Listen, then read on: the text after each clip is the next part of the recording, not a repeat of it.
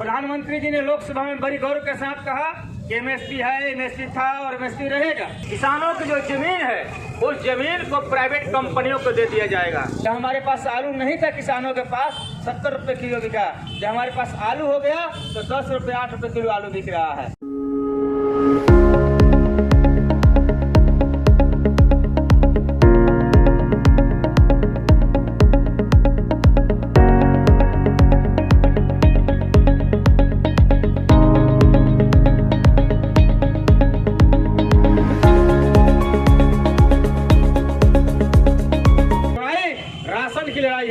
Ration को बचाने की लड़ाई है, भोजन को बचाने की लड़ाई है। यह लड़ाई मामूली लड़ाई नहीं है, यह लड़ाई किसान अपने जमीन के साथ साथ देश के गरीबों को भोजन मिल सके सस्ते दर पर, उसकी भी लड़ाई लड़ रहे हैं। एक कानून में लगा है कॉन्ट्रैक्ट फार्मिंग।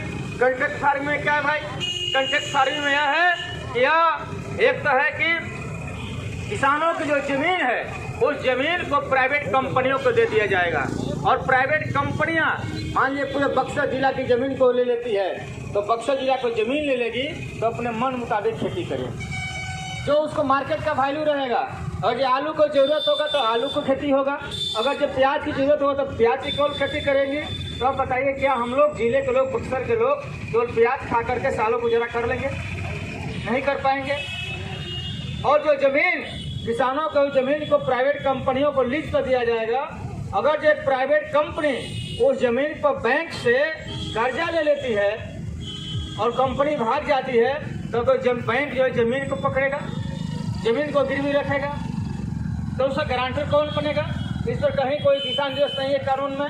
तो किसानों की जो जमीन है उस जमीन को मल्टीनेशनल कंपनियों को देने की तैयारी कर रहे हैं, उनको देने का काम कर रहे हैं। साथियों, इसी के साथ ये जो कृषि कानून में जो कानून है, दूसरा है 1955 में आवश्यक वस्तु अधिनियम एक्ट बना था। उसके तहत जो आवश्यक जो खाद्य सामग्री थी वो खाद्य सामग्री आवश्यक वस्तु अधिनियम के तहत आते थे। लेकिन जब एक्ट खत्म हो गया तो अब आवश्यक वस्तु अधिनियम से तो उसको बाहर कर दिया गया खाद्य पदार्थ को। जब बाहर हुआ तो हम लोग के यहाँ आलू बिका 70 रुपये किलो, बिका कि नहीं बिका?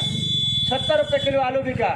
जब हमारे पास आलू नहीं था किसानों के पास 70 रुपये किलो बिका, जब हमारे पास आलू हो गया तो 10 रुपये 8 रुपये किलो आलू बिक रहा है।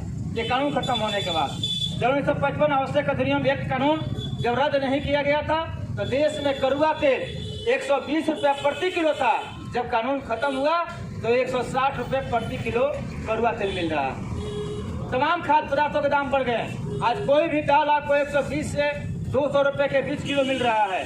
जो दाल 70, 80, 100 के करीब मिलता था तो उसका दाम 130 से 175, 100-200 किलो तक हो गया है। तमाम खाद्य पदार्थों का लगातार दाम बढ़ रहे हैं, तमाम आवश्यक वस्तुओं के दामों को लगातार बढ़ाया जा रहा है। इसलिए साथियों, ये जो किसानों की जो लड़ाई है, यह लड़ाई सिर्फ किसान अपनी जमीन बचाने के लिए अपने सिर्फ अपने एमएसपी को पाने के लिए नहीं, बल्कि इसके भी लड़ रहे हैं कि हिंदुस्तान के तमाम गरीबों को सस्ते दर पर भोजन मिल सके।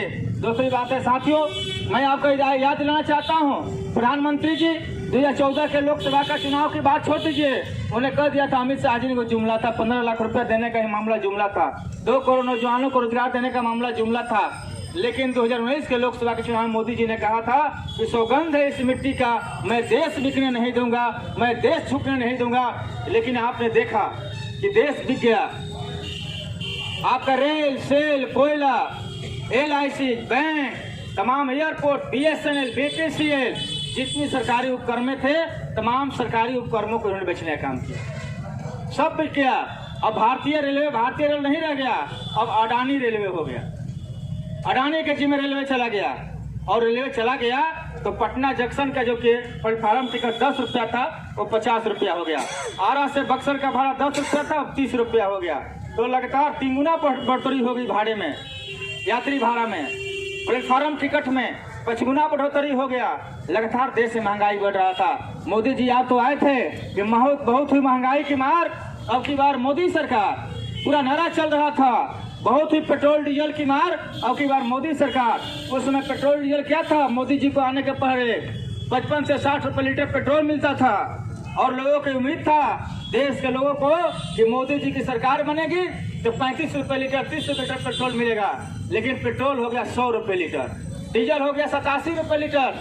लेकिन हमारे बगल के देश नेपाल इतना छोटा देश है जहाँ 62 रुपये लीटर पेट्रोल मिल रहा है, 57 रुपये 54 रुपये लीटर डीजल मिल रहा है।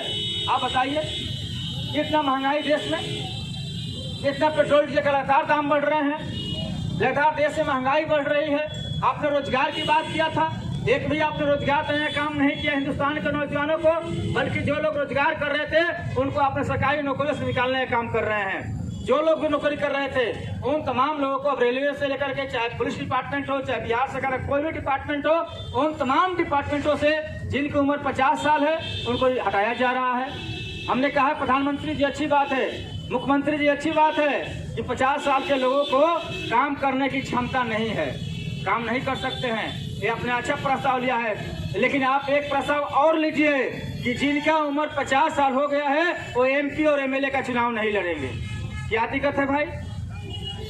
अगर जो कोई कर्मचारी अपने पूरी जिंदगी अपने ऑफिस में काम करता है, उसका जीवन का कोई सुरक्षा नहीं है, कोई उसका पैसा नहीं है। एक टीचर, हम लोग के यहाँ जो भी टीचर नौकरी करते हैं इनका महीना 25,000 रुपया है और रिटायरमेंट होने के बाद कोई इनकी सुरक्षा की गारंटी नहीं है। एक पुलिस वाले को कहीं महीना मिलता है, उसके रिटायरमेंट के बाद कोई सुरक्षा की गारंटी नहीं है। लेकिन अगर ये आदमी एक दिन के लिए MLA बन गया, एक दिन शपथ ग्रहण विधानसभा में ले लिया, तो उसको आजीवन पेंशन मिलेगा। मिलेगा नहीं मिलेगा बताइए? क्यों? जब यहाँ कर्मचारियों को पेंशन नहीं था, विधायकों को, सांसदों को पेंशन बंद कीजिए। क्या जरूरत है जब देश संकट में है? लेकिन वहाँ ये बंद नहीं कर रहे हैं, वहाँ ये बंद करने नहीं जा रहे हैं, वहाँ तमाम लोग की एकता बनी हुई है। इसलिए साथियों, यह जो लड़ाई है यह लड़ाई चलेगी। और यह जो किसान जो आंदोलन है, प्रधानमंत्री जी अभी कह रहे थे, देश के लोकसभा में लोगों को उम्मीद थी, संभावना थे कि प्रधानमंत्री जी कृषि कानून के बारे में कुछ बोलेंगे। किसानों का आंदोलन चल रहा है, 200 से करीब किसान वहाँ विभिन्न कारणों से, ठंड की वजह से, बीमारी की वजह से जो बॉर्डर पर आंदोलन चल रहा है, किसानों की मौत हो गई, उनकी मौत हो गई। 200 से अधिक किसानों की हुआ कि प्रधानमंत्री जी कुछ लोकसभा में बोलेंगे। लेकिन लोकसभा में प्रधानमंत्री जी ने क्या कहा कि ये जो किसान है ये किसान नहीं, ये आंदोलन जीवी है, आंदोलन पर जिंदा रहने वाले लोग हैं। प्रधानमंत्री जी, आपने आंदोलन जीवी करके आपने केवल किसानों का मजाक नहीं उड़ाया है, बल्कि आपने इस हिंदुस्तान में, इस देश की आज़ादी मिली है तो आज़ादी मिली है हमें आंदोलन के बदौलत आज़ादी मिली है। अगर राष्ट्रपिता महात्मा गांधी आंदोलन नहीं किए होते तो इस देश की आज़ादी नहीं मिलती।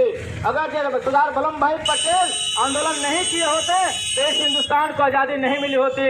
आपने मोदी जी, आपने आंदोलन जीवी करके केवल आपने भारत के जो किसान आंदोलन कर रहे हैं, किसान आंदोलन का अपमान करने का काम नहीं किया है, केवल किसानों का अपमानित करने का काम नहीं किया है, बल्कि आपने स्वतंत्रता सेनानियों को, जिन लोगों ने स्वतंत्रता सेनानी की लड़ाई लड़ी, आज़ादी की लड़ाई लड़ी, राष्ट्रपिता महात्मा गांधी को आपने अपमानित करने का काम किया है, आपने सरदार वल्लभ भाई पटेल को अपमानित करने का काम किया है, आपने लाला लाजपत राय को अपमानित करने का काम किया है, आपने इस वक्तव्य के माध्यम से बाबा साहब भीमराव अम्बेडकर को अपमानित करने का काम किया है, आपने भगत सिंह को अपमानित करने का काम किया है, आपने डॉक्टर राम मनोहर लोहिया और जयप्रकाश नारायण को भी आंदोलन अपमानित करने का काम किया है। इसलिए साथियों, हिंदुस्तान स्वामी सहजानंद सरस्वती का हिंदुस्तान है, यह हिंदुस्तान बाबा साहब भीमराव अम्बेडकर का हिंदुस्तान है, यह हिंदुस्तान शहीद आजम भगत सिंह का हिंदुस्तान है, यह हिंदुस्तान राष्ट्रपिता महात्मा गांधी का हिंदुस्तान है।